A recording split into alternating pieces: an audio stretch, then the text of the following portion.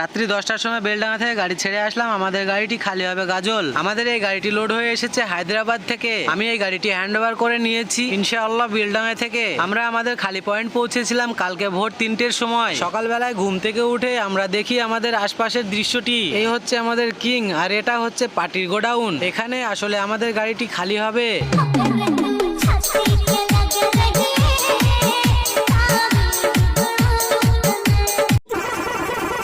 Hello guys, road king ভাই চ্যানেলে আপনাদের স্বাগত। আবারও ফিরে এলাম গত কয়েকদিন পরে একটি সুন্দর ব্লগ নিয়ে। আজকের ভিডিওটি ঠিক কেমন হতে চলেছে আশা করছি ইন্ট্রো দেখে বুঝে ফেলেছেন। রোড কিং ভাই চ্যানেলে যদি কেউ নতুন হয়ে থাকো তাহলে সাবস্ক্রাইব করে নেবে আর পেজ থেকে দেখলে ফলো করে নেবে। রাত্রিবেলা একটি খাওয়া দাওয়ার পার্টি ছিল, সেখানে খাওয়া দাওয়া করে আমি চলে আসি সকালবেলা সেই বন্ধুর গাড়ি নিয়ে করিমপুর বাজারে প্রেসার হর্ন লাগানোর জন্য।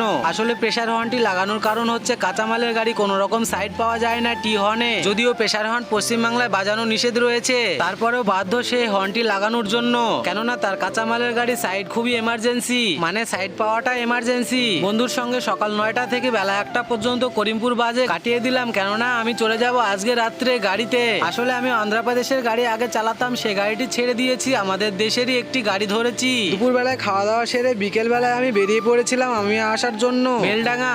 আর সেখানে আমার গাড়ি ছিল, সেখান থেকে আমাকে গাড়িটি হ্যান্ড ওভার করতে হয়েছে, মানে হ্যান্ড ওভার করে নিতে হয়েছে। বিকেল 4টের সময় বাড়ি থেকে বেরিয়ে এসেছিলাম আর পৌঁছেছি আমি বেলডাঙ্গায় 8টার সময়। রাত্রি 8টা থেকে কিছুক্ষণ মহাজনের সঙ্গে প্রয়োজনীয় আলোচনা সেরে নিয়ে গাড়ি বুঝে নিয়ে গাড়ি বের করে নিয়ে আস্তে আস্তে রাত্রি 9টা বেজে যায়। রাত্রি 9টার সময় পার্কিং থেকে গাড়ি বের করে নিয়ে আমরা সোজা চলে আসি বহরমপুর বাইপাস ধরে। আমরা রাস্তায় কোনো রকম দাঁড়িয়েছিলাম না, কেননা গাড়ি ছাড়ার আগে আমরা একটু চা টিফিন করে নিয়েছিলাম, তাই মনে মনে প্ল্যান করেছিলাম আমরা একটু লেট করে খাওয়া দাওয়াটা করে নেবো। এইসবের কারণ ফারাক্কায় জ্যাম বাজছে সেটাই আমরা শুনেছিলাম। তারপরে ফারাক্কা পৌঁছে এসে যেটা শুনেছিলাম ঠিক তার উল্টোটা, তেমন খুব বেশি জ্যাম ছিল না। তারপরে ফারাক্কা ব্রিজ পার করে খাওয়া দাওয়া করে চলে আসি আমরা সোজা আমাদের খালি পয়েন্ট। ভোর 3টের সময় আমরা এখানে পৌঁছিয়ে গিয়েছিলাম। সকালবেলায় ঘুম থেকে উঠে চারপাশটি খুবই সুন্দর লাগছিল, তাই একটু ভিডিও করে নিলাম। আর এই হচ্ছে আমাদের কিং আর এটা হচ্ছে পাশেই আমাদের পার্টির দোকান। এখানেই আমাদের গাড়িটি খালি হবে।